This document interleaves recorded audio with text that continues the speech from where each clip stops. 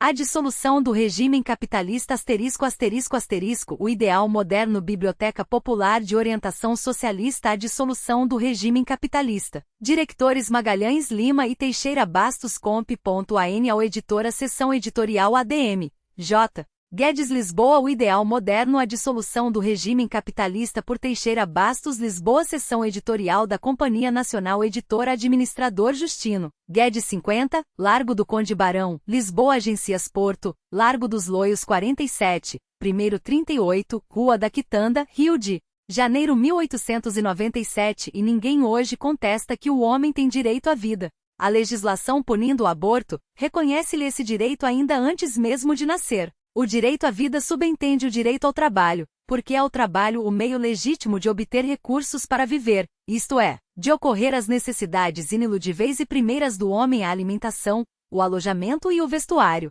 Na sociedade actual, pode o homem exercer sempre o trabalho de maneira que satisfaça a essas necessidades?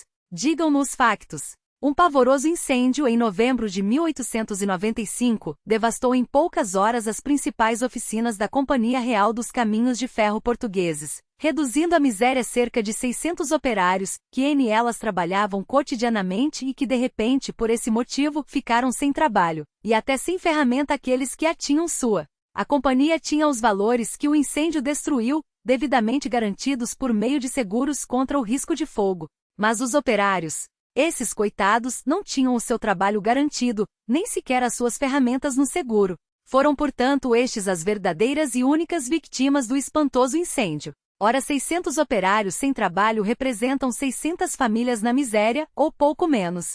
Verdade é que o Conselho Administrativo ou Fiscal da Companhia procurou atenuar o mal proveniente dessa terrível situação, deliberando licenciar os operários. Abriu uma inscrição para todos eles, a fim de os readmitir à proporção que as oficinas se fossem reconstruindo, e pagando aos operários licenciados, até o fim daquele ano, na razão de 50% dos seus salários normais.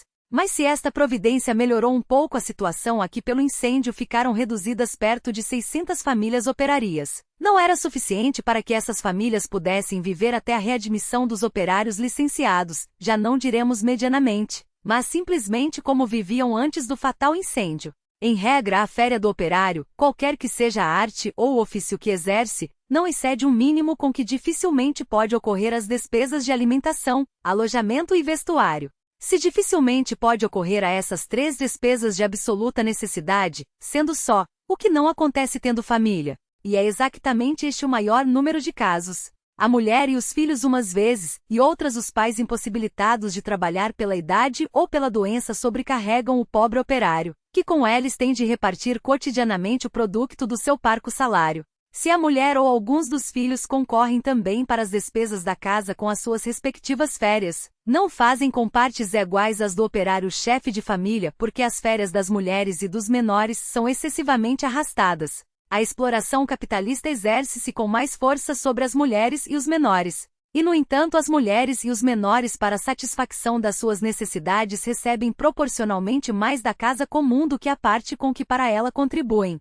Estas circunstâncias as 600 famílias de operários, ou pouco menos, vendo reduzido à metade o salário do chefe de família, a única ou a principal fonte de todas as despesas domésticas, haviam de sentir a miséria entrar-lhes pela porta dentro com todas as suas lamentáveis e horrorosas consequências. De um dia para o outro ficaram 600 operários sem trabalho e perto de 600 famílias na miséria, e isto sem que por forma nenhuma tivessem contribuído com a sua conduta para essa ruína. Mas sofreram todas as consequências da destruição que não prepararam nem puderam evitar. É um exemplo. Poderíamos citar também o caso frequente de fábricas que fecham temporariamente ou diminuem aos operários os dias de trabalho, porque têm os seus depósitos abarrotados de produtos sem extração. Denunciam todos esses casos, como tantos outros que todos os dias acontecem, em menor escala, que a actual sociedade assenta em bases falsas. O regime capitalista dá origem a uma série interminável de injustiças, que victimam a população operaria, as classes produtoras por excelência, tão mediocremente remuneradas.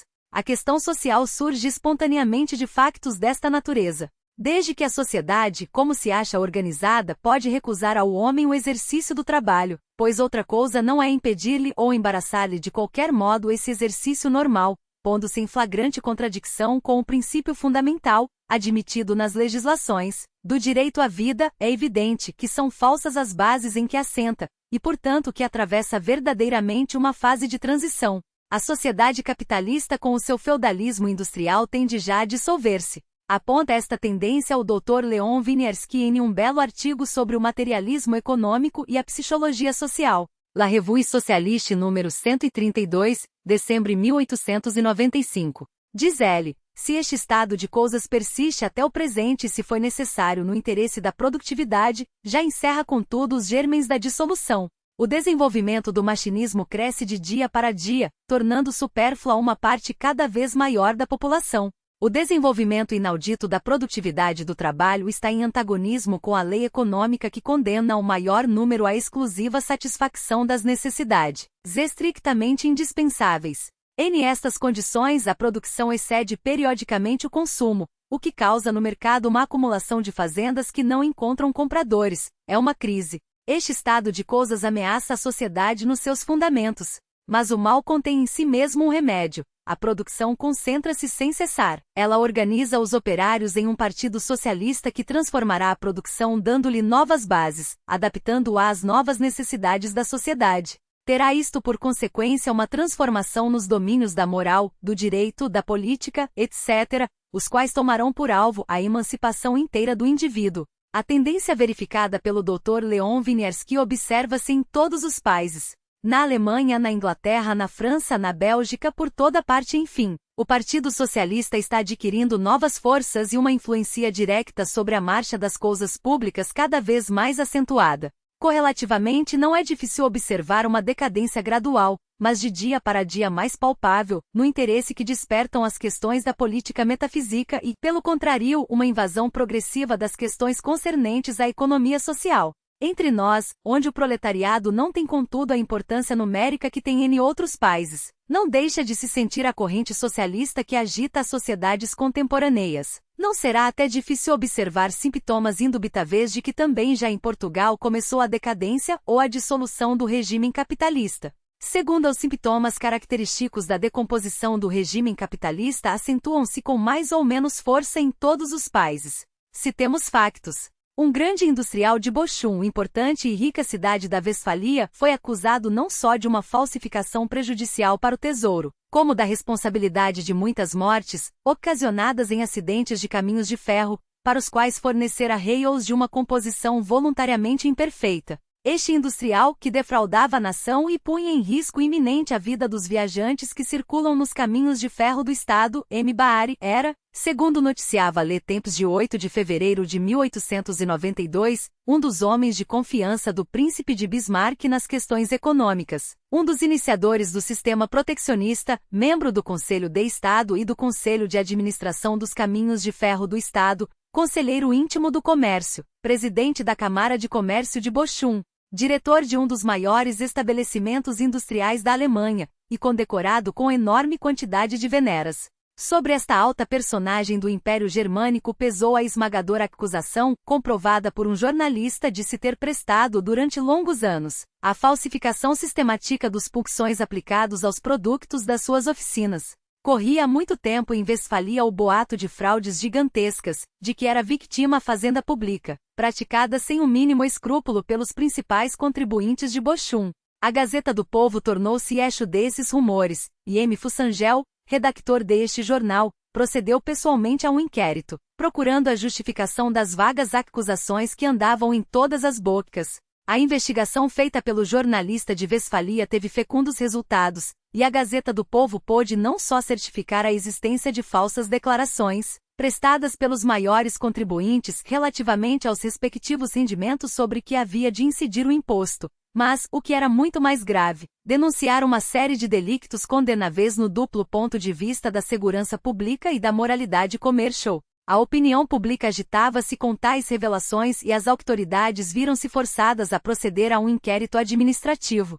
do inquérito official resultou com efeito a certeza de que o fisco era prejudicado pelas falsas declarações do 81 dos maiores contribuintes de Bochum em 602.000 marcos, isto é, mais de 59% do seu rendimento, e que entre os culpados se contavam M. Baari e mais 17 membros da municipalidade. Apesar desta assombrosa confirmação de uma parte da denúncia, o arrojado jornalista M. Fussangel foi condenado a alguns meses de cadeia por gratuitas imputações quanto à falsificação atribuída a Baari. Mas embora condenado, o redactor da Gazeta do Povo não desanimou.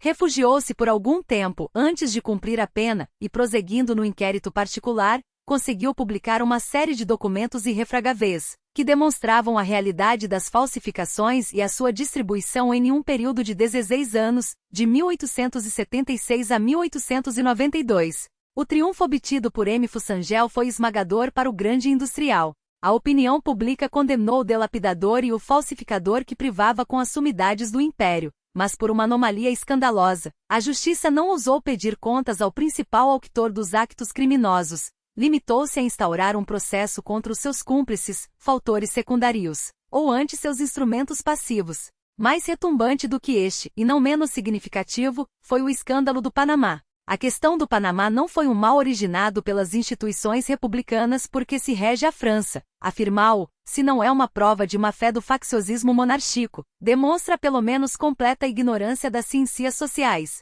Esse escândalo representa apenas um apostema no estado de decomposição a que chegou o feudalismo capitalista. Deu-se em França, não por causa da República, mas apesar da República, e deu-se unicamente porque a nação francesa, como todas as outras nações civilizadas, atravessa uma profunda crise, de onde há de sair um novo regime social.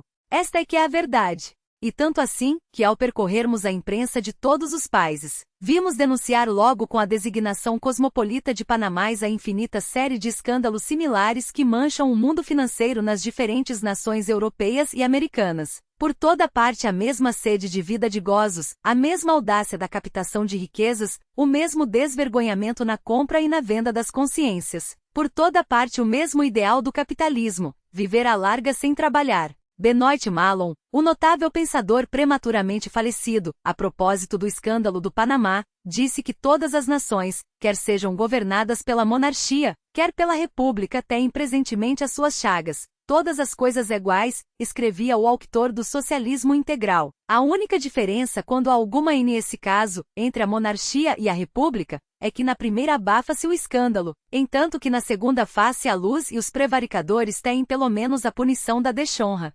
pública. Mas ainda uma vez estas desgraças públicas, não é da forma política do governo, mas do sistema social que se trata. Vemos mais uma prova disso no facto de que os que receberam cheques ou comissões do Panamá, são talvez mais numerosos e mais ávidos do lado monárquico. Saibamos ver com equidade, o mal resulta da fúria do ganho individual alimentado pela forma capitalista da produção e atraído pela febre do jogo, que neste tempo de anarquia econômica e de iniquidades sociais, desanima o trabalho, corrompe todas as formas da troca e transforma os mercados financeiros em cavernas dos 40 ladrões. Uniprotestation Motivei Revue Socialiste número 96, dezembro, 1892.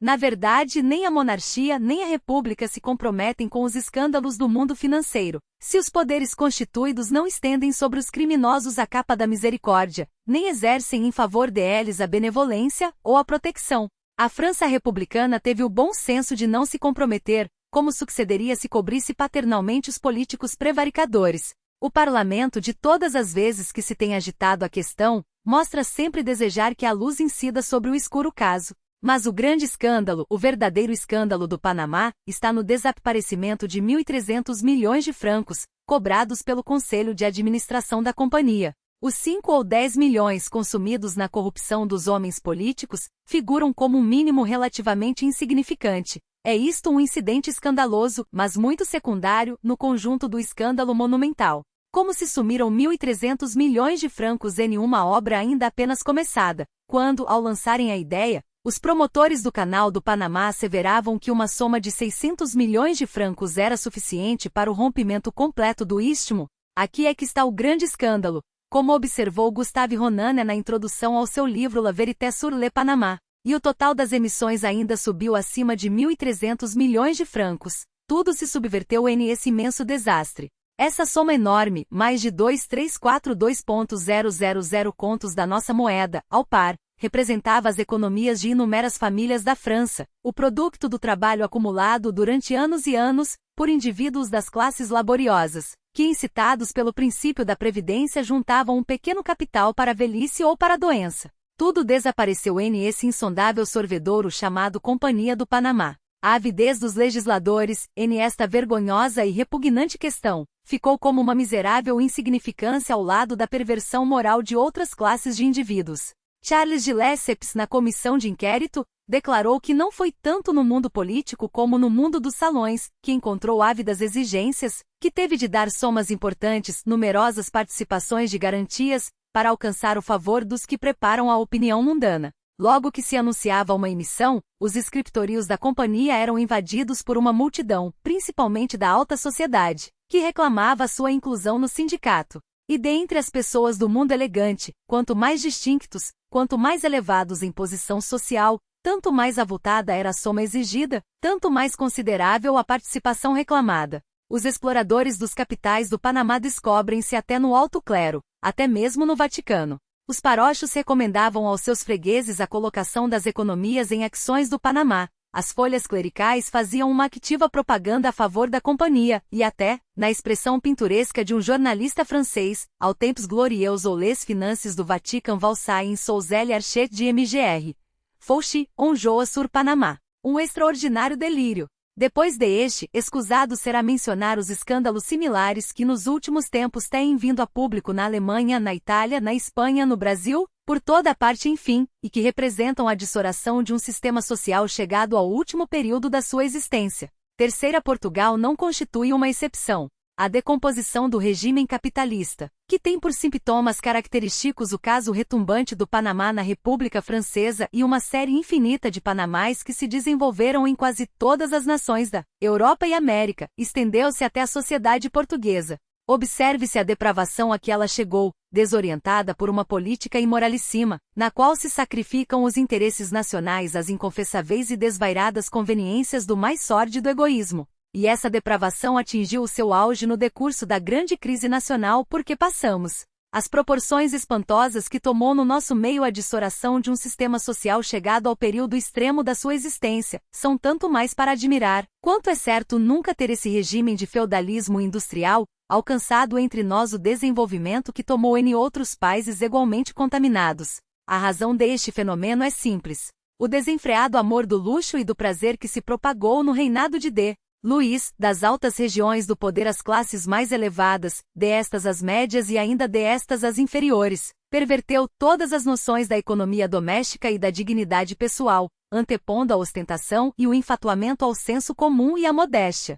A administração pública com os seus esbanjamentos, espalhando a rodos desacisadamente os milhares de libras dos empréstimos estrangeiros e as valiosas receitas das contribuições, dava o exemplo, deslumbrando e instigando os espíritos desprovidos de uma sã educação moral. Todos queriam gozar à larga, todos queriam aparentar aquilo que não eram. Dificilmente cada um se conformava com a sua sorte. Isto até onde se estendia o contágio da corrupção que vinha de cima. Assim se explica também o desenvolvimento da empregomania. As artes e os ofícios, o comércio e a indústria. As profissões liberais viram desertar das suas fileiras muitos dos seus membros que se trabalhassem diligentemente poderiam ser óptimos cidadãos, para se virem alistar nos exercícios numerosos do funcionalismo. À mesa do orçamento procuravam assentar-se todos os que ambicionavam viver regaladamente sem canseiras e sem trabalhos. A perversão moral que se traduzia na sede de gozos e de ostentação, levava a empregar indiferentemente todos os meios, quaisquer que eles fossem, contanto que com facilidade se pudesse alcançar o ambicionado fim. Os escrúpulos sobraram diante da fascinação de uma vida inteiramente de aparências, já que não podia ser de verdadeiras riquezas. Para uns o expediente preferido foi o jogo de bolsa, em que arriscavam, não a sua fortuna, mas a alheia, ou a exploração de empresas mirabolantes, as quais conseguiam atrair subscritores ingênuos ou incautos. Outros lançaram antes as vistas para os cofres públicos, abusando da confiança que tinham sabido inspirar ou da posição respeitável que ocupavam. Outros ainda recorreram a processos não menos indecorosos, nem menos repugnantes, para se apoderarem de dinheiro, de valores ou de bens de outrem. Não é pequena a lista de escândalos que vieram à lume nos últimos anos. Os escândalos particulares complicam-se com os públicos, e as ruínas de companhias e empresas refletem-se pesadamente no tesouro. Em Portugal, a dissolução do regime capitalista casa-se intimamente à decomposição do sistema monárquico constitucional. É por isso em extremo complexa a situação presente do nosso país. Ao movimento de dissolução espontânea do regime capitalista uniu-se o sistema de corrupção adotado como norma de governo e o ideal egoísta do gozo, alimentado imprudentemente pelas altas regiões durante o reinado de D. Luiz. Hoje estamos sofrendo as consequências da febre de prazeres que contaminou a nossa sociedade. Se são já muitos os escândalos de que a justiça tomou conhecimento, na sua maioria ainda, se não para sempre, impunes, muitos mais parecem ser aqueles que permanecem na sombra, envoltos em mistérios e denunciados apenas na imprensa por alusões mais ou menos claras ou transparentes. Graves acusações se têm feito por esta forma nos últimos anos a empregados públicos, a funcionários superiores do Estado ou a indivíduos que têm mantido por vezes relações íntimas com o governo em negócios financeiros. Graves acusações essas, não só porque os factos indigitados caem sob a ação do Código Penal, como também porque anda a eles ligado o crédito, a honra e a dignidade da nação portuguesa. E essas graves acusações vêm por vezes acompanhadas da transcrição de documentos comprovativos. A opinião pública crê piamente nos escândalos que dessa forma lhes são relatados pela imprensa, e a indiferença das autoridades que não submetem os casos aos tribunais como lhes cumpria, ainda faz aumentar essa convicção.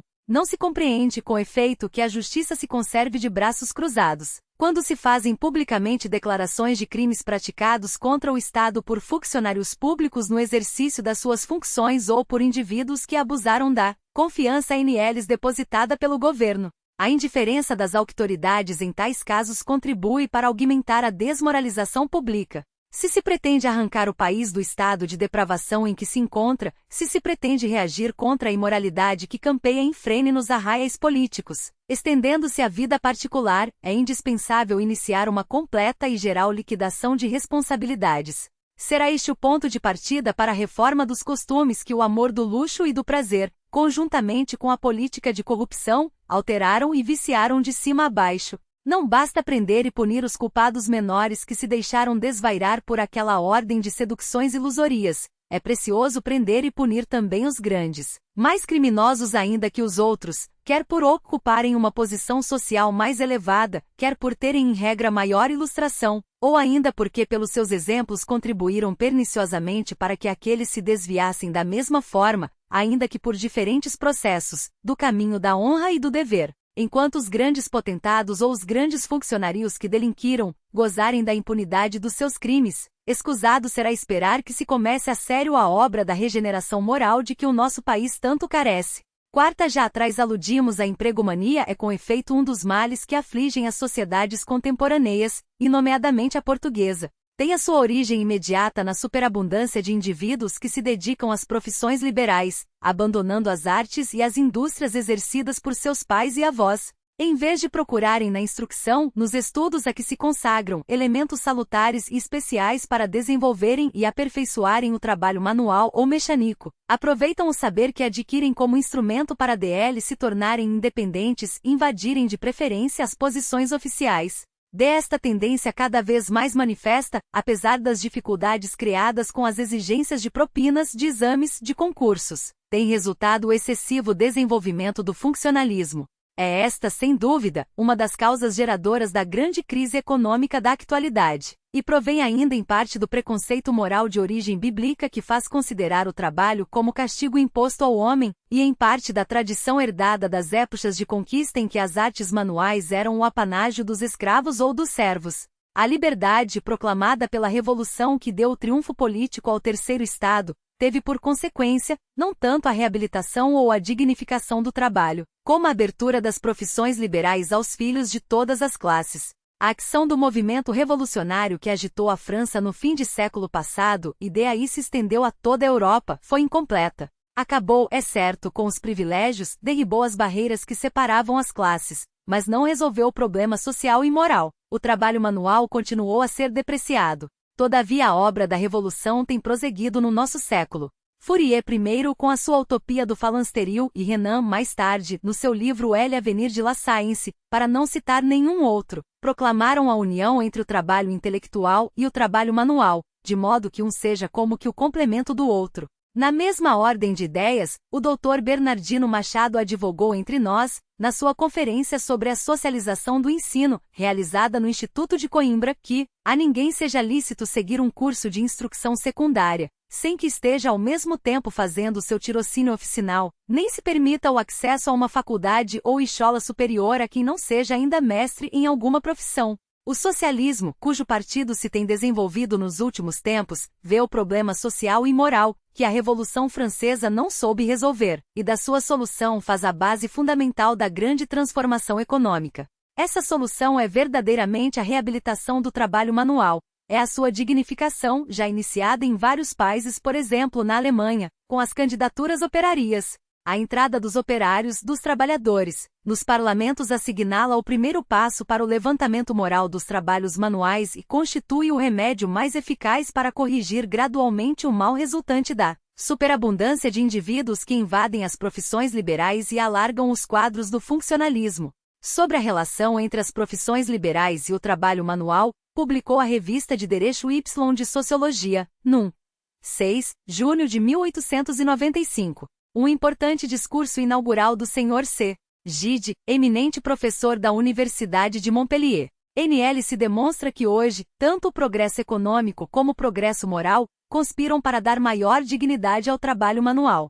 Diz o Sr. Gide que a primeira causa de darem os homens, em todos os tempos e em todos os países, a preferência às profissões liberais sobre os trabalhos manuais, é porque o labor material foi sempre muito mais penoso e muito mais duro do que o trabalho intelectual, entendendo por este a soma de trabalho necessário para lograr dignamente uma situação satisfatória na vida. As invenções mecânicas têm transformado este estado de coisas, operando uma verdadeira revolução nas condições do trabalho manual. E entanto que o trabalho material tende a ser cada vez mais fácil, diz o ilustre professor, parece que o trabalho intelectual se torna de momento para momento menos atrativo. Depois, a lei econômica da oferta e da procura tem feito diminuir a facilidade de encontrar bons honorários ou bons vencimentos nas profissões liberais, havendo, por exemplo, na prefeitura do Sena 21.088 pretendentes inscriptos para 299 lugares que se presumia que vagassem. Na municipalidade de Bruxelas ao lugar de porteiro, 75 candidatos, dos quais eram 33 licenciados em Direito,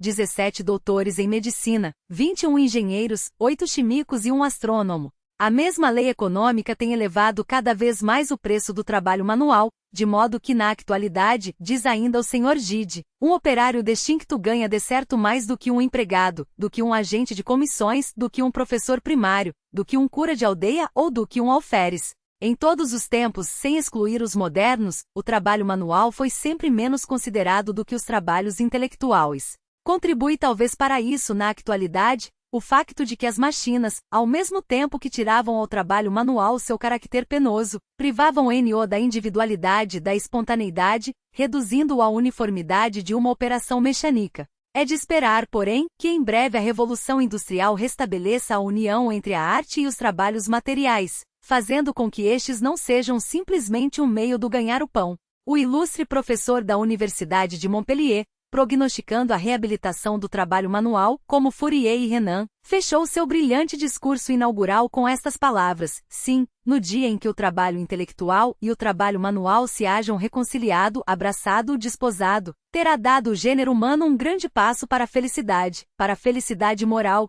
que seguramente produzirá o sentimento de solidariedade com os nossos semelhantes, realizado em um comum trabalho e em um comum destino, e para a felicidade física também, que há de resultar da harmonia das funções ou da plenitude da vida. Estamos em plena decadência. A sociedade industrial capitalista que se fundou sobre as ruínas da sociedade católico-feudal, submetendo as doutrinas revolucionárias ao egoísmo individualista, agoniza atualmente em decomposição espontânea. Os abusos provenientes da sua própria organização subvertem a crise moral, característica de todas as épocas de dissolução, manifesta-se no seu maior auge pela fraqueza dos caracteres, pela venalidade das consciências, pelas torpezas de toda a ordem que mancham muitos homens em evidência, pela indiferença ou desprezo com que a maioria do público encara os negócios do Estado e pelo utilitarismo egoísta que inspira hoje quase todos os actos humanos. Mas a crise moral, a dissolução dos costumes públicos e privados, que caracteriza sempre os fins dos períodos históricos, é, em geral, acompanhada logo de um começo de reação que se manifesta no riso, na sátira, na ironia pungente, isto é, no castigo pelo ridículo. Este começo de reação moral não corrige os costumes, mas pode ter consequências salutares por apressar a decomposição espontânea e facilitar com as suas irreverencias o advento das novas doutrinas. Quando a grandeza dos romanos se submergiu nas orgias do império, Juvenal fustigou com as suas sátiras a sociedade em decadência. Com elas contribuiu inconscientemente para dispor os espíritos descrentes do politeísmo à aceitação da moral cristã. No declinar do período catolico feudal, quando a alma cavalheiresca foi tocada pela corrupção, Rabelais com o seu prodigioso Gargantua e Cervantes com o seu imortal Dom Quixote castigaram pelo riso e pelo ridículo os costumes dissolutos da época e prepararam o início dos tempos modernos. A França, cabeça da civilização ocidental, sentia-o agonizar de um largo período histórico sob as magnificências do Rei Sol. A devassidão da corte correspondia à miséria crescente do povo. Voltaire com a sua fina ironia ateava o incêndio que depois se chamou Revolução. Beaumarchais lançou-lhe os últimos combustíveis. Mais tarde ainda, em França, a Bacchanal do Segundo Império que caiu humilhado em Sedan, encontrou a sátira dilacerante de Victor Hugo, a audácia firme de Rochefort e, sobretudo, a irreverente música de Offenbach. Em Portugal, a dissolução dos costumes públicos e privados, instigada desde 1852 pela corrupção adoptada como norma do governo, encontrou também a reação do riso, do sarcasmo, do ridículo. Durante o reinado de D. Luís não faltaram as folhas satíricas, os panfletos virulentos em prosa ou verso, as revistas do ano em que os homens e as coisas públicas eram cruamente achincalhados, as caricaturas com as quais o talento do artista fixava em dois traços na memória do povo as feições dos caricaturados, sempre em situações cômicas ou burlescas. A ação dissolvente atingiu tais proporções que, ao terminar o reinado, se ergueu em grande parte da imprensa um brado enérgico contra a brandura dos nossos costumes. Depois da ascensão ao trono do Senhor D. Carlos, pretendeu o poder executivo reprimir com violência a mordacidade iconoclasta, tanto do jornalismo como do teatro, e, com efeito, conseguiu coibir alguns desmandos de linguagem ou de nudez de copia. Mas o que não pôde abafar foi o espírito de reação pelo riso, que prosseguiu na sua tarefa demolidora, apontando ao público os ridículos da nossa época de decadência e de desmoralização. Basta citar o extraordinário poema satírico de Guerra Junqueiro Pátria. Mas a decadência, a desmoralização lavra tão fundo que a reação pelo riso encontrou espontaneamente novas formas para se manifestar, como se a obra dissolvente dos artistas, dos escritores e dos jornalistas já não bastasse para reagir contra a corrupção geral que procura ocultar-se sob vãs ostentações de força. Surgem manifestações coletivas na praça pública. O caso, ocorrido em maio de 1895, dos estudantes da Escola Médica de Lisboa, parodiando, com o concurso da mocidade acadêmica de outras escolas, um acto celebrado, dias antes, pelos poderes constituídos, é altamente característico. A sua significação não pode ser alterada, e é realmente muito séria sob as suas aparências folgazãs, sobretudo por ser uma manifestação da classe acadêmica, isto é, dos homens que hão de ser amanhã parte integrante do nosso meio dirigente. São eles, os homens do futuro, que protestam pelo riso contra a dissolução que mina a sociedade portuguesa. Cesta-se das classes dirigentes, da sociedade capitalista, voltamos os olhos para a grande massa da população, formada pelas classes trabalhadoras, o que vemos? A concomitância da crise nacional que data de 1890, com a crise geral contemporânea que há mais tempo se faz sentir em todos os países da Europa e da América, com maior ou menor intensidade, tem tornado de dia para dia mais difícil a situação do nosso operariado, tanto das cidades como dos campos. A diminuição dos dias de trabalho para os operários das fábricas e das oficinas, a completa falta de trabalho para muitos dos operários das construções civis, e o abaixamento dos salários como consequência da abundância de braços disponíveis para o trabalho, foram os primeiros efeitos naturais do mal-estar econômico de que padece a nossa sociedade. A repercussão desses efeitos, tornados por seu turno causas, produziu o aumento da miséria pública, e correlativamente provocou o desenvolvimento da mendicidade, da criminalidade, dos suicídios, da mortalidade em geral, das doenças e da imigração. Não foram publicados ainda os dados estatísticos dos fenômenos sociais posteriores ao ano de 1890, e por isso não podemos corroborar com a demonstração incontestável dos números a íntima concordância de aquelas várias manifestações da vida social com a marcha persistente da nossa grande crise. Nestes últimos tempos, por vezes, os factores de ordem cósmica, sobrepondo-se aos de ordem social, agravaram ainda a situação do operariado. Referimos-nos às vigorosas invernias e à prolongada estiagem que alternadamente assoltaram todo o nosso país, multiplicando a miséria pública e estendendo-a à população dos campos e à classe piscatória. A extrema complexidade dos fenômenos sociais faz também refluir sobre o operariado das cidades as consequências desses males pela carestia das subsistências. A fome que visita os trabalhadores agrícolas vítimas da esterilidade quer dos campos alagados, quer das terríveis secas e os pobres pescadores, que em razão de ininterruptos temporais não podem sair ao mar no exercício da sua profissão, tão incerta como arriscada, assenta ao mesmo tempo arraiais nas habitações dos operários urbanos. É uma lei econômica a correlação entre a baixa dos salários, devido à excessiva oferta de braços, e a depreciação geral das mercadorias. Mas, nos casos a que nos referimos, nota-se uma exceção, especialmente quanto aos gêneros de primeira necessidade, e essa exceção ainda é mais perniciosa para o operariado. A baixa dos salários coincide com a alta dos preços das substâncias alimentícias. Esta coincidência anormal resulta de que a alta dos preços é motivada pela falta de gêneros de primeira necessidade, isto é, a lei econômica foi alterada pela intervenção de um factor estranho, de ordem cósmica. Todas as classes sociais sofrem as consequências dessa alteração, mas o operariado mais do que nenhuma outra. A crise do trabalho tem, por várias vezes, nestes últimos anos, obrigado o Poder Executivo a abrir obras extraordinárias. É um paliativo que atenua, mas não resolve a crise. E se alivia por instantes a crise operaria, agrava a situação do Tesouro. As finanças públicas pioram com o peso de novos encargos.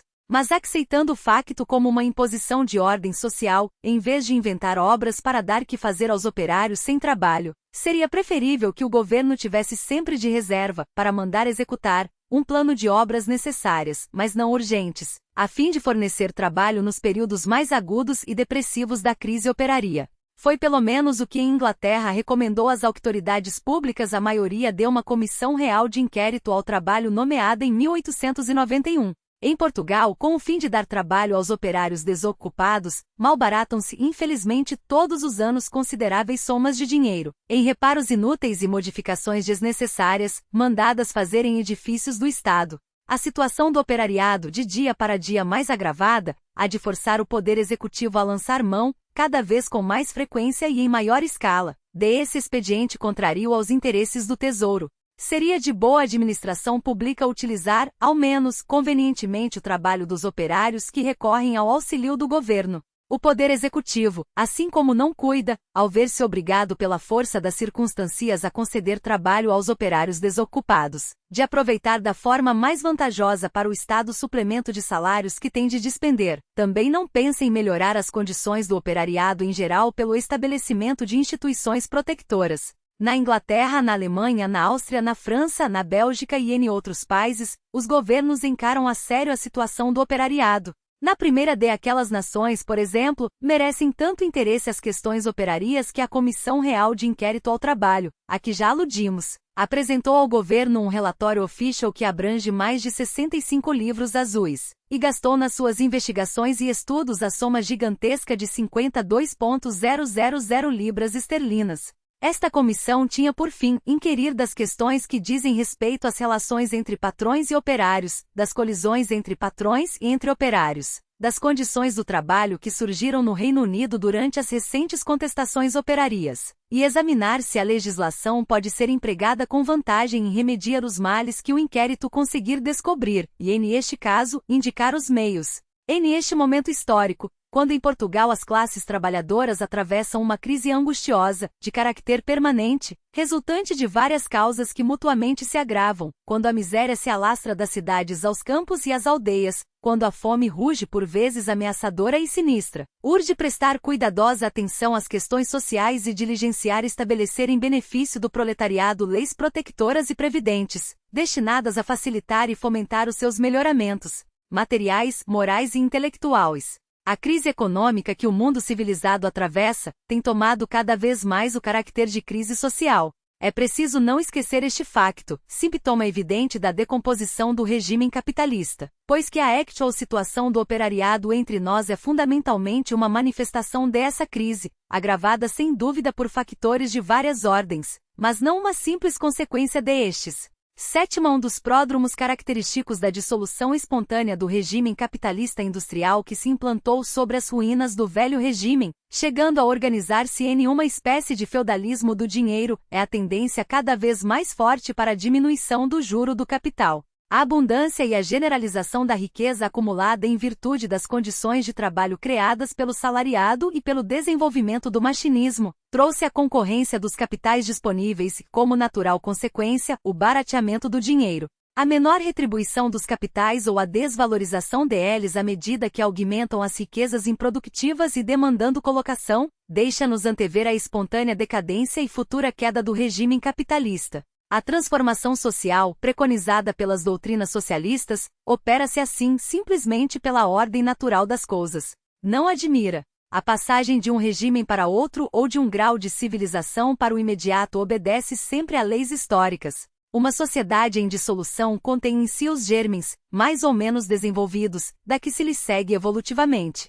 É por isso que nos últimos dias do Império Romano, nas vésperas da invasão dos bárbaros, já se via germinar o feudalismo, que não foi obra exclusiva dos vencedores, ao contrário do que muitos creem. A diminuição da taxa do juro não se observa, porém, em toda parte, apesar de ser geral a dissolução espontânea do regime. Por exemplo, no nosso país. Mas também em Portugal, assim como o feudalismo medieval não se fez sentir com a intensidade que teve no centro da Europa, a ponto de levar Herculano a negar que ela existisse entre nós. Do mesmo modo, o novo feudalismo, o do capital, nunca se manifestou na sociedade portuguesa senão extremamente atenuado, não se fundando a grande indústria, a não ser excepcionalmente, e não havendo as desigualdades de fortuna tão acentuadas que se vêem em outros países. O juro em Portugal mantém-se alto. A taxa do desconto no Banco de Portugal, atualmente de 5,5%, novembro de 1897, tem sido normalmente de 6%, nunca descendo abaixo de 5%. Para a indústria não se obtém dinheiro senão acima de 6%, e para a agricultura, em geral, a 10% e mais por cento. A razão desta alta permanente do juro é principalmente a concorrência desastrosa que os governos desde 1851 sempre fizeram ao comércio, à indústria e à agricultura, levantando empréstimos a troco de um juro atraente e largamente remunerador,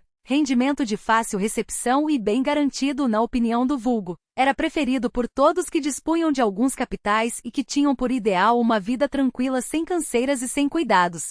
Entretanto, privadas de capitais que só obtinham com juro exorbitante, a agricultura definhava e a indústria dificilmente luctava para viver. Se em Portugal, pela razão apontada, se mantém alta a taxa do juro, não sucede o mesmo nos países onde teve o maior desenvolvimento o regime capitalista industrial. Nos bancos de França e de Inglaterra a taxa do desconto tem descido a 13% e a -%, e a indústria e a agricultura em França e em Inglaterra, sem grandes atritos, levantam capitais a juro módico. Em França, especialmente, superabunda hoje o dinheiro, fruto não só do excesso de exploração do salariado e dos machinismos aperfeiçoados, como do surpreendente espírito de economia que domina as classes laboriosas. Resultou desta acumulação, cada vez maior, de capitais em disponibilidade, a cata de colocação, o gradual abaixamento da taxa do juro. Esta depreciação de capitais, devido à abundância e à natural concorrência que a acompanha, deu origem a uma proposta de lei que a Câmara dos Deputados francesa votou, há poucos dias, em 25 de novembro de 1897.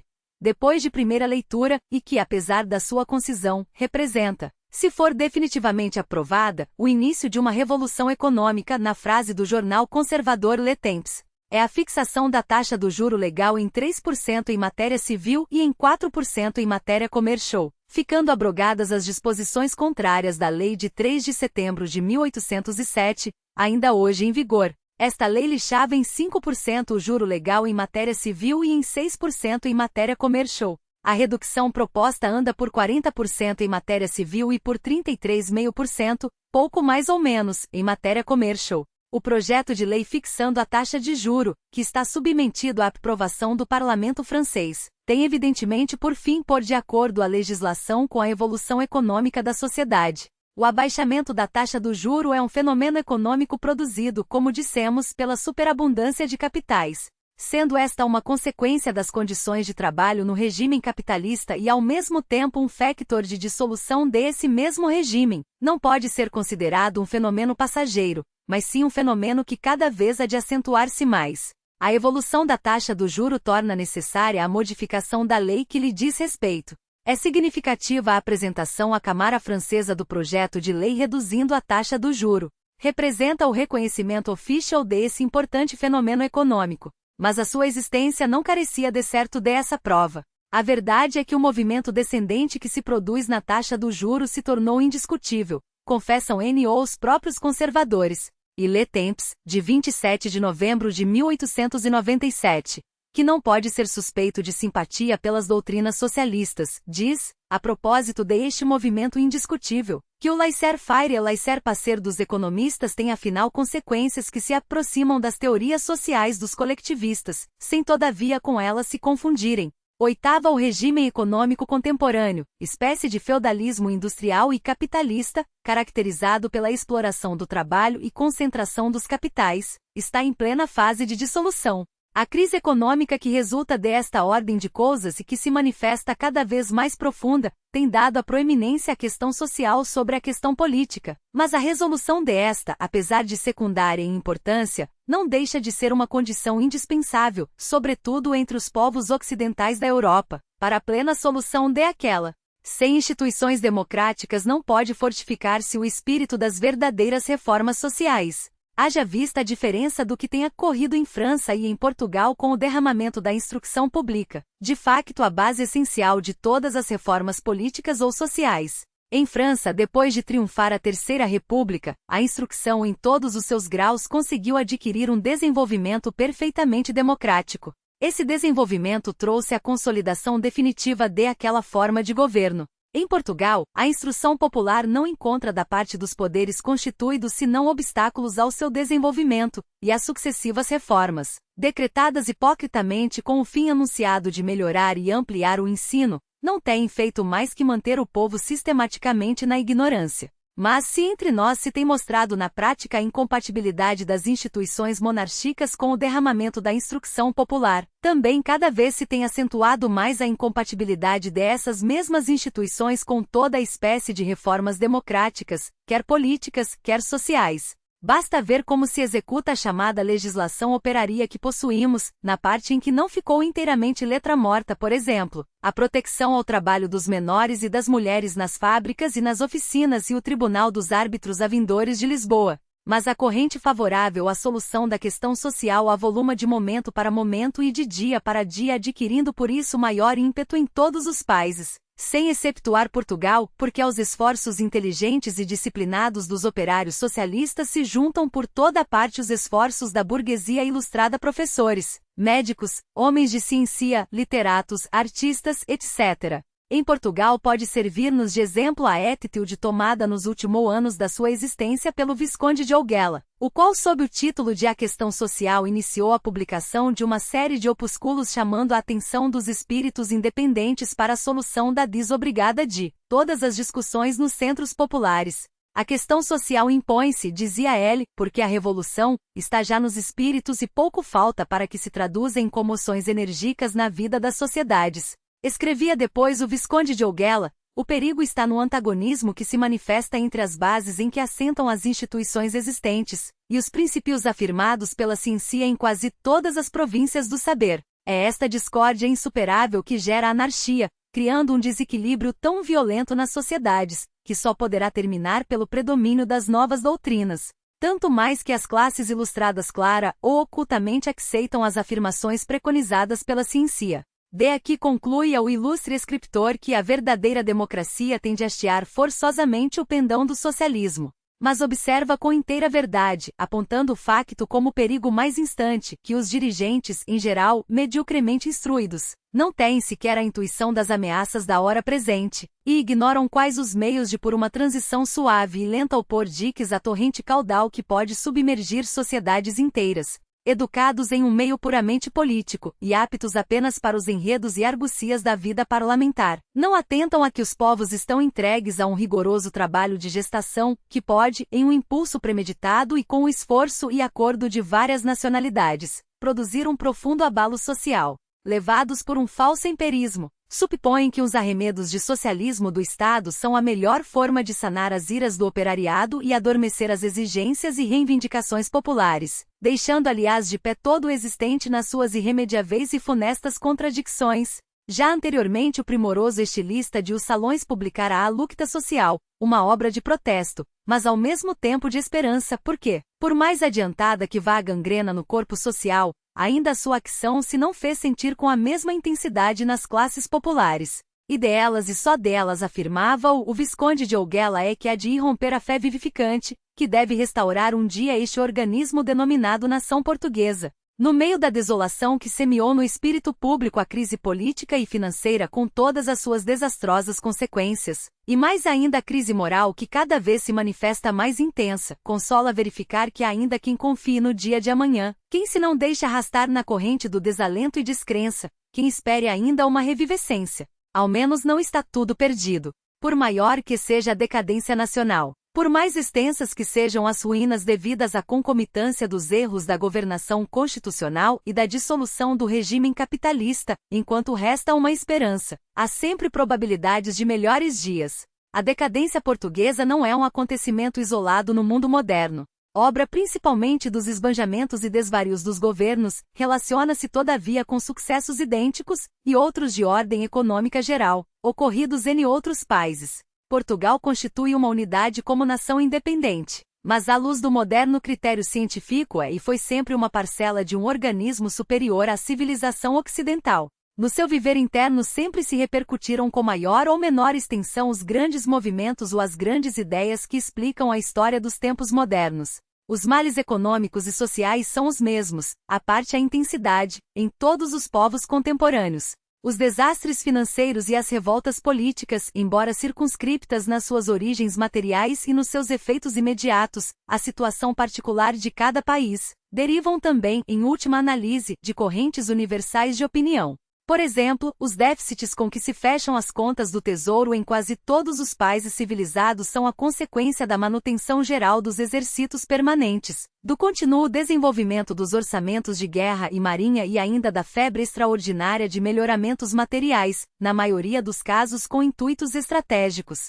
Estamos assistindo ao desmoronamento de instituições existentes, atravessamos uma tardia e aflictiva transformação social, e caminhamos imediatamente para o encerramento definitivo de um ciclo histórico já agonizante, dizia com razão o Visconde de Olguela no seu livro A Lucta Social, e pintava assim este momento de metamorfose social dos povos. Na hora presente, os mais pronunciados sintomas, que em toda a Europa se observam nas classes superiores, exprimem a vertiginosa perturbação de todas as crenças, a avidez insaciável de conseguir desvairados gozos, por mais cínicos e injustificáveis que sejam os meios, a completa perversão dos costumes, devido em grande parte à carência de generosos ideais, a cobiça desmesurada do ouro e dos mais torpes e nojosos lucros, e a realização à porfia de ousadas empresas, revestidas dos maiores deslumbramentos e da mais ruidosa vaidade. Nem já se afivela a máscara hipocrita de uma simulada decência bizantina, em homenagem especiosa ao decoro e ao respeito a que obriga a publicidade. Manifestam-se os factos brutalmente em toda a sua desnudez, sem que os auctores se arreceiem de qualquer acusação afrontosa que os possa perseguir ou macular. A decomposição a que assistimos coincide individualmente com um estado de dúvida e de incerteza, com uma disposição da alma, observada por Max Nordau, em que se mistura a agitação febril ao desânimo incompreensível, e politicamente ao descrédito e à desagregação progressiva dos partidos pelo triunfo que alcançam as ambições individuais. Em França, na Itália e na Bélgica o próprio radicalismo não tem escapado à ação decomponente. Ergue-se porém por toda parte, adquirindo de dia para dia maior desenvolvimento, a democracia social que aqui e além já começou a impor-se, não só como elemento de transformação política e de remodelação partidária, mas, sobretudo, como factor da reorganização econômica, financeira e moral do mundo contemporâneo. Pertence-lhe, como já notou Magalhães Lima, outro apóstolo dos ideais modernos, no prefácio do seu livro A Obra Internacional, a coesão de esforços dentro dos limites extremamente amplos dos problemas sociais, que têm hoje justificada primazia sobre todos os outros, visto que o empirismo político já deu de si as mais tristes provas como fomentador da desmoralização geral e da perversão dos caracteres. Da lucta social há de nascer um novo regime, assim como das revoluções apelidadas desvairadamente democráticas, na expressão do Visconde de Outguela, proveio a preponderância da burguesia, a implantação do sistema constitucional. Antes de triunfar em Portugal o governo absoluto, os monarcas tinham tal consideração pelas justas exigências dos suões, lavradores e mesteirais, dispensavam tal atenção aos razoáveis reparos que eles lhes faziam, que nunca se esquivavam a responder e faziam N.O. sem subterfúgios, ao contrário, como observou o Visconde de Outguela, do que hoje é de uso nos governos parlamentares, para afastar a opinião pública dos negócios em si escuros, e de nenhum modo aceitáveis. A luta social que acompanha a dissolução do regime capitalista é a continuação do movimento que produziu o engrandecimento e preponderância da classe média, pela extensão das conquistas do terceiro estado ao quarto estado, isto é, ao proletariado. Este perdeu, em vez de ganhar, com o constitucionalismo, porque expoliaram os mistérios de uma das suas mais valiosas e mais disputadas franquias, o direito de ter representação sua própria no governo dos municípios. Foi nisto principalmente, disse o autor da luta social, onde mais se revelou o egoísmo da classe média, que então já violentamente imperava. Foi no esquecimento em que deixou as classes operarias sem representação na administração financeira e econômica dos conselhos, e conseguintemente sem influência nem ação própria nas localidades. O Visconde de Outguela, cujo lúcido espírito estava educado nos princípios das ciências modernas, cria na lei histórica da evolução. O por isso afirmava que a transformação social se opera inevitavelmente, sendo a derrocada do sistema actual impreterível e fatal. Dizia, sempre que as monarquias se encontrarem isoladas sobre um solo nivelado já pela democracia, e sem que se possam escorar em alguma poderosa classe social, onde fatalmente desaparecer, e mais fácil será a sua extinção, se elas não corresponderem a nenhuma das necessidades dos povos modernos, nem satisfizerem as suas imperiosas reclamações. Referia-se estas palavras à solução das questões sociais. A coesão de esforços do proletariado no campo destas questões não é senão uma consequência ou um complemento inevitável da obra internacional no terreno das ideias científicas e das suas aplicações à vida prática. Magalhães Lima já tocou este problema no seu livro A Obra Internacional. Disse ele, tudo que é moderno, vivo, progressivo é hoje internacional. O comércio e a indústria são essencialmente cosmopolitas.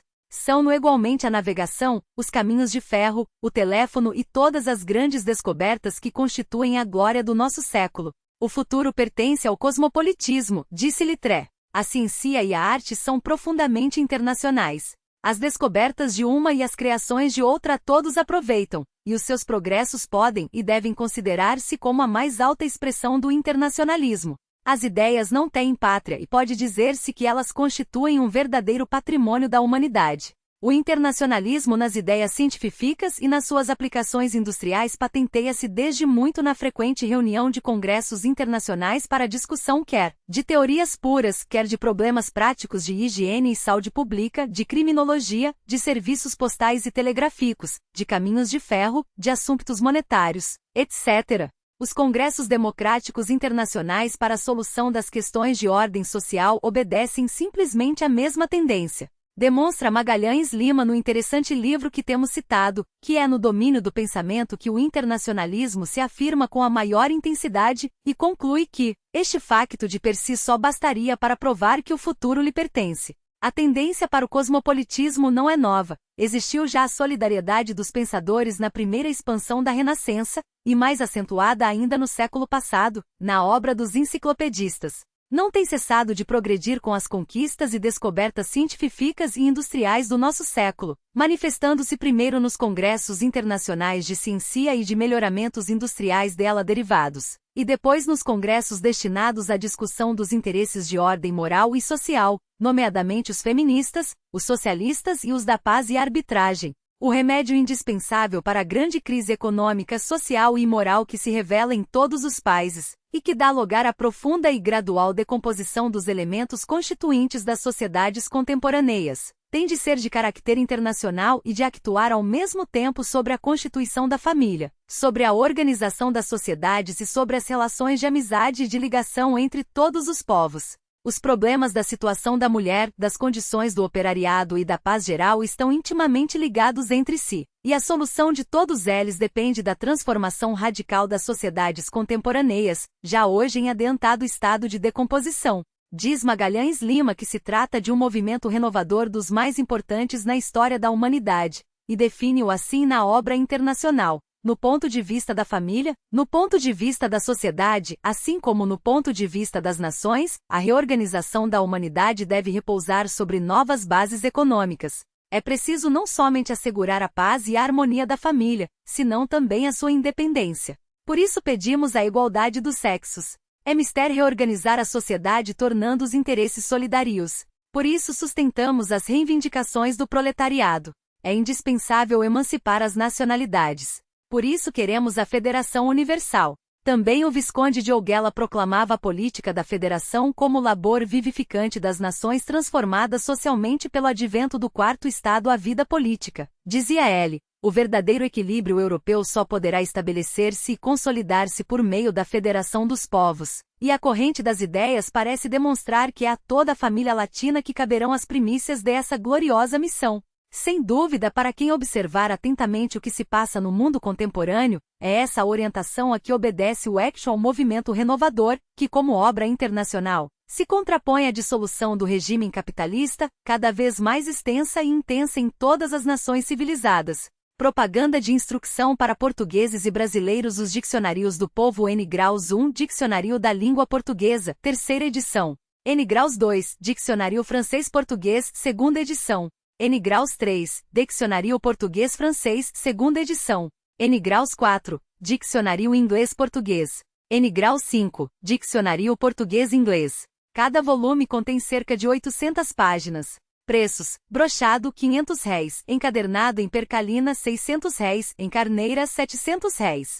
Biblioteca do Povo e das Escolas. Esta útil e valiosíssima biblioteca consta já de 199 volumes, alguns dos quais têm a aprovação do governo português, para uso das escolas normais e aulas primárias, e outros são geralmente adoptados em várias escolas do país. Preço de cada volume, R$ 50.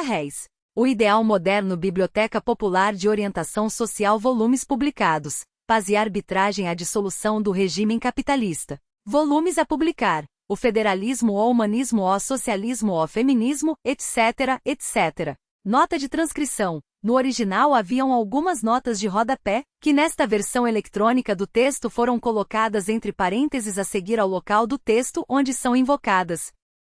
Asterisco, asterisco, asterisco, End of the Project Gutenberg, e-book. A Dissolução do Regime Capitalista. Asterisco, asterisco, asterisco, Updated Editions will replace the previous one. The old editions will be renamed. Creating the works from print editions not protected by US copyright law means that no one of the United States copyrighting these works, so the foundation. And you can copy and distribute it in the United States without permission and without pay copyright royalties. Special rules, set forth in the general terms of use part of this license. Apply to copying and distributing Project Gutenberg trademark electronic works to protect the Project Gutenberg trademark concept and trademark.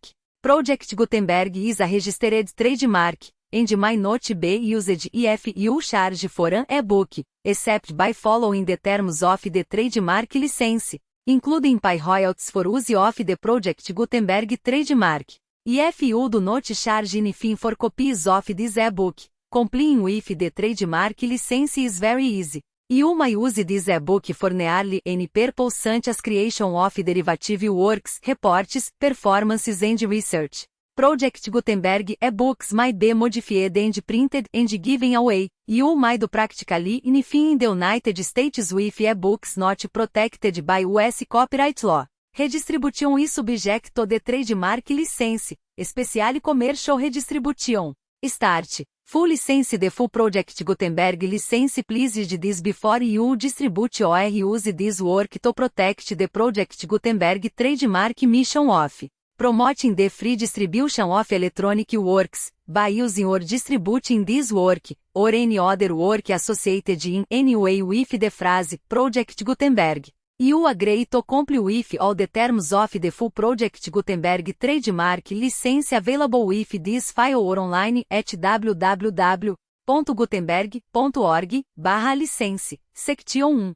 General Terms of Use and Redistributing Project Gutenberg Trademark Electronic Works 1.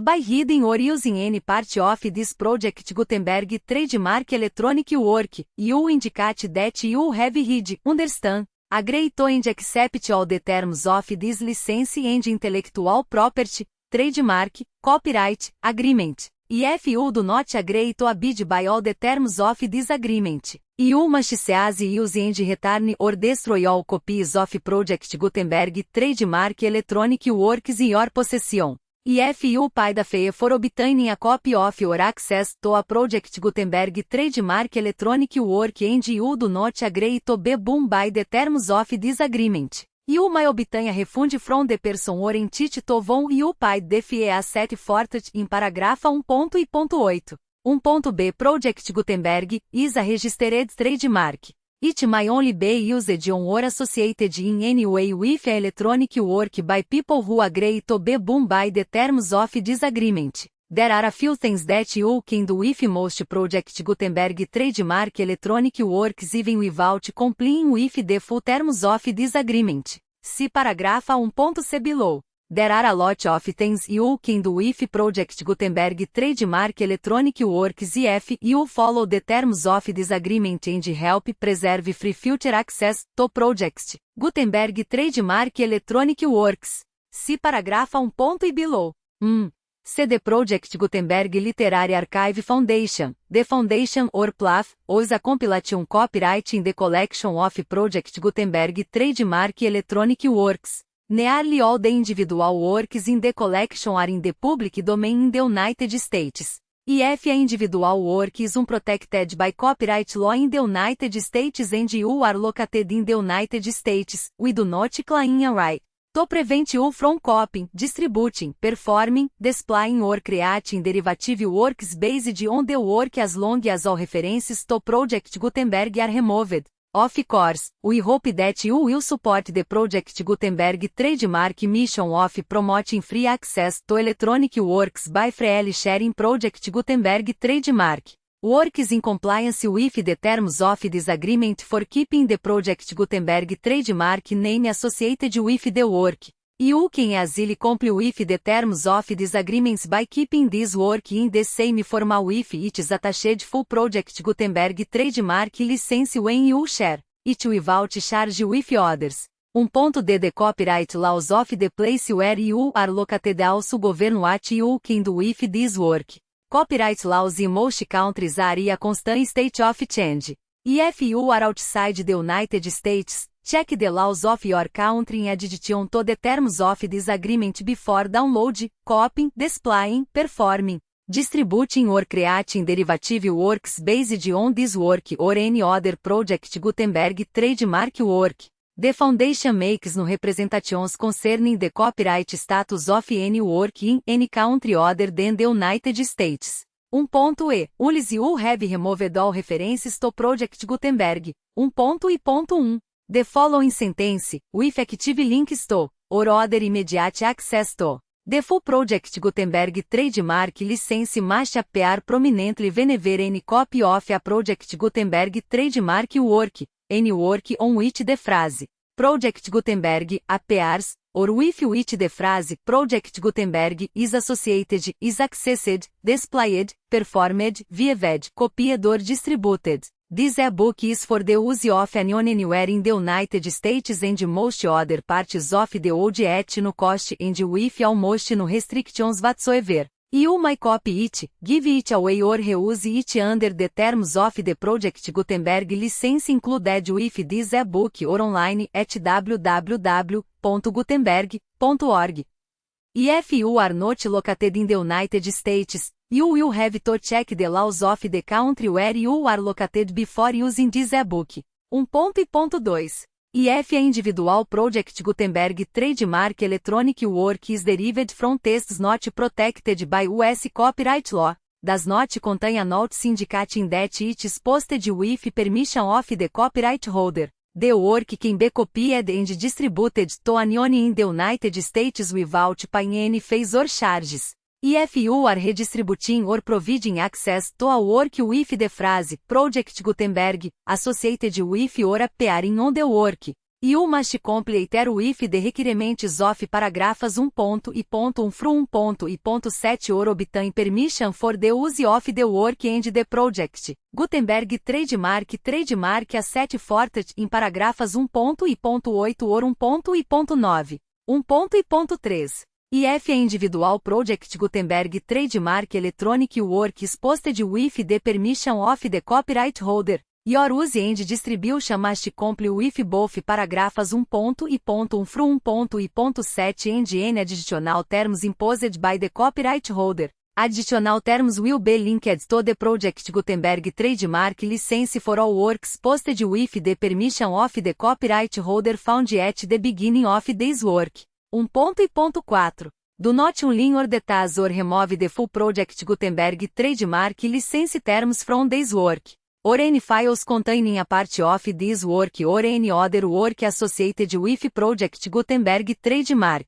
1.5. Do not copy, display, perform, distribute or redistribute this electronic work, or any part of this electronic work, without prominently displaying the sentence set forth in paragraph 1.1 with active links or immediate access to the full terms of the Project Gutenberg trademark license. 1.6. You may convert to and distribute this work in any binary, compressed marked up, non-proprietary or proprietary form, including any word processing or hypertext form. However, if you provide access to or distribute copies of a Project Gutenberg trademark work in a format other than plain vanilla C, or other format used in the official version posted on the official Project Gutenberg trademark website, www.gutenberg.org, fecha parênteses, you must, at no additional cost, fee or expense to the user, provide a copy, a means of exporting a copy, or a means of obtaining a copy upon request, of the work in its original plain vanilla C, or other form. Any alternate format must include the full Project Gutenberg trademark license CPFID in paragraph 1.1. 1.7. Do not charge a fee for access to, viewing, displaying, performing, copying or distributing any Project Gutenberg trademark works unless you comply with paragraph 1.8 or 1.9. 1.8. You may charge a reasonable fee for copies of or providing access to or distributing Project Gutenberg trademark electronic works provided that item you pay a royalty fee of 20% of the gross profits you derive from the use of Project Gutenberg trademark works calculated using the method you already use to calculate your applicable taxes. The fee is owed to the owner of the Project Gutenberg trademark. But he has agreed to donate royalties under this paragraph to the Project Gutenberg Literary Archive Foundation. Royalty payments must be paid within 60 days following each date on which you prepare, or are legally required to prepare, your periodic tax returns. Royalty payments should be clearly marked as such and sent to the Project Gutenberg Literary Archive Foundation at the address CPFID in Section 4. Information about donations to the Project Gutenberg Literary Archive Foundation. Item you provide a full refund of any money paid by a user who notifies you in writing, or by email, within 30 days of receipt that he does not agree to the terms of the full Project Gutenberg trademark license. You must require such a user to return or destroy all copies of the works possessed in a physical medium and discontinue all use of and all access to other copies of Project Gutenberg trademark works. Item you provide, in accordance with paragraph 1.f3, a full refund of any money paid for a work or a replacement copy, IF a defect in the electronic work is discovered and reported to you within 90 days of receipt of the work. Item you comply with all other terms of this agreement for free distribution of Project Gutenberg trademark works. 1.9. If you wish to charge a fee or distribute a Project Gutenberg trademark electronic work or group of works on different terms they are set forth in this agreement, you must obtain permission in writing from the Project Gutenberg Literary Archive Foundation, the manager of the Project Gutenberg trademark. Contact the foundation as set forth in section 3 below. 1.f1. Project Gutenberg volunteers and employees spend considerable effort to identify, do copyright research, on, transcribe and proofread works not protected by US copyright law in creating the Project Gutenberg trademark collection.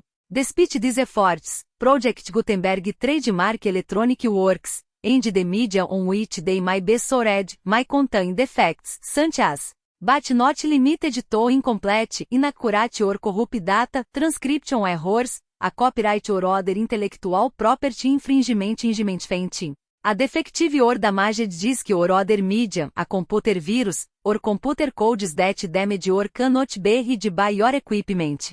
1.f2. Limited warranty disclaimer of damages, except for the right of replacement or refund described in paragraph 1.f3, the Project Gutenberg Literary Archive Foundation, the owner of the Project Gutenberg trademark, and any other party distributing a Project Gutenberg trademark electronic work under this agreement, disclaim all liability to you for damages, costs and expenses, including legal fees. You agree that you have no remedies for negligence, strict liability, breach of warranty or breach of contract except those provided in paragraph 1.f3. You agree that the foundation, the trademark owner, and any distributor under this agreement will not be liable to you for actual, direct, indirect, consequential, punitive or incidental damages even if you give notice of the possibility of such damage.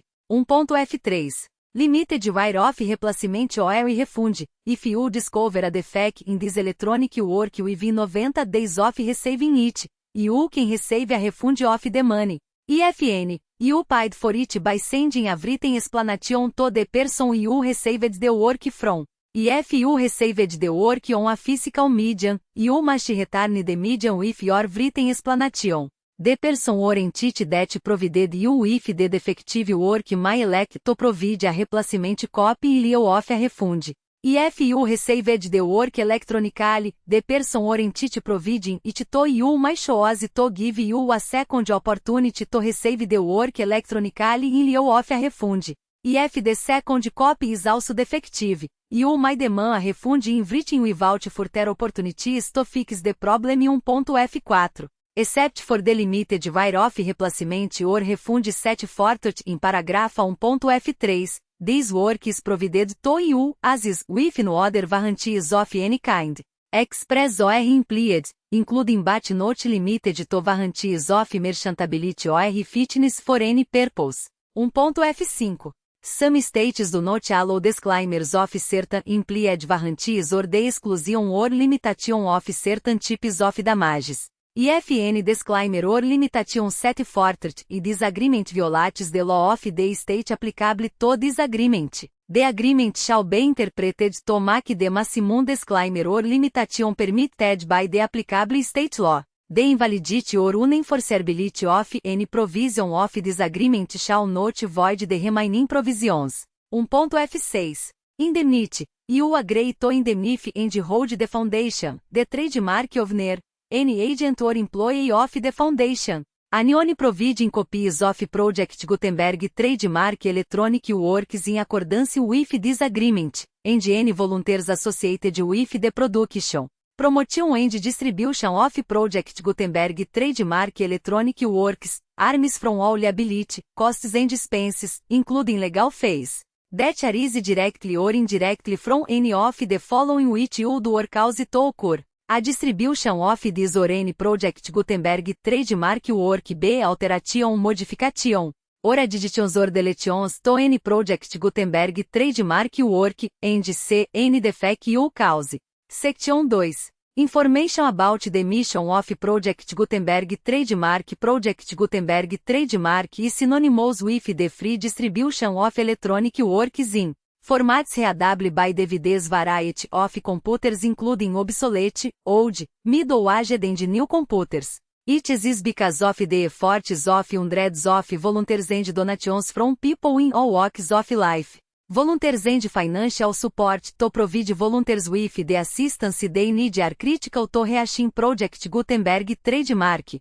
S goals and ensuring that the Project Gutenberg Trademark Collection will remain freely available for generations to come. Em 2001, the Project Gutenberg Literary Archive Foundation was created to provide a secure and permanent future for Project Gutenberg Trademark and future generations. To learn more about the Project Gutenberg Literary Archive Foundation and how your efforts and donations can help, see sections 3 and 4 and the Foundation information page at www.gutenberg.org. Section 3.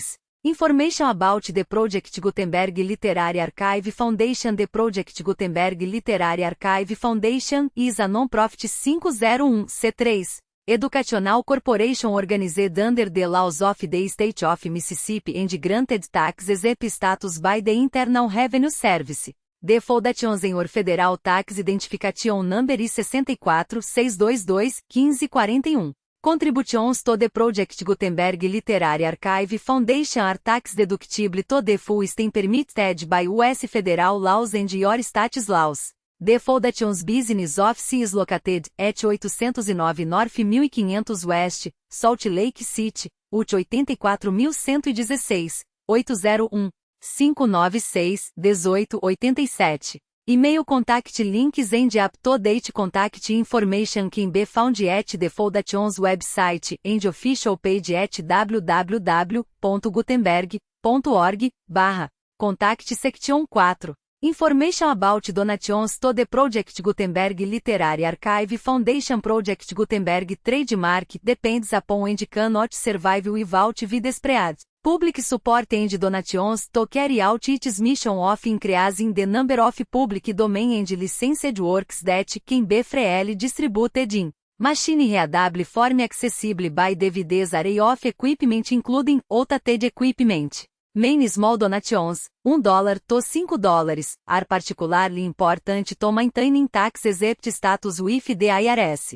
The Foundation is committed to complying with the laws regulating charities and charitable donations in all 50 states of the United States. Compliance requirements are not uniform and it takes a considerable effort, much paperwork and money to meet and keep up with these requirements. We do not solicit donations in locations where we have not received written confirmation of compliance. To send donations or determine the status of compliance for any particular state, visit www.gutenberg.org/donate. While we cannot and do not solicit contributions from states where we have not met the solicitation requirements, we know of no prohibition against accepting unsolicited donations from donors in such states who approach us with offers to donate. International donations are gratefully accepted, but we cannot make any statements concerning tax treatment of donations received from outside the United States. US laws alone swamp our small staff. Please check the Project Gutenberg web pages for current donation methods and addresses. Donations are accepted in a number of other ways including checks, online payments and credit card donations. To donate, please visit www.gutenberg.org/donate. Section 5. General information about Project Gutenberg Trademark Electronic Works. Professor Michael S. Hart was the originator of the Project Gutenberg Trademark concept of a library of electronic works that could be freely shared with anyone. For 40 years, reproduced and distributed Project Gutenberg Trademark e-books with only a loose network of volunteer support. Project Gutenberg Trademark e-books are often created from several printed editions, all of which are confirmed as not protected by copyright in the US unless a copyright notice is included. TUS, we do not necessarily keep e-books in compliance with any particular paper edition. Most people start at our website which has the MPG Cert Facility, www.gutenberg.org.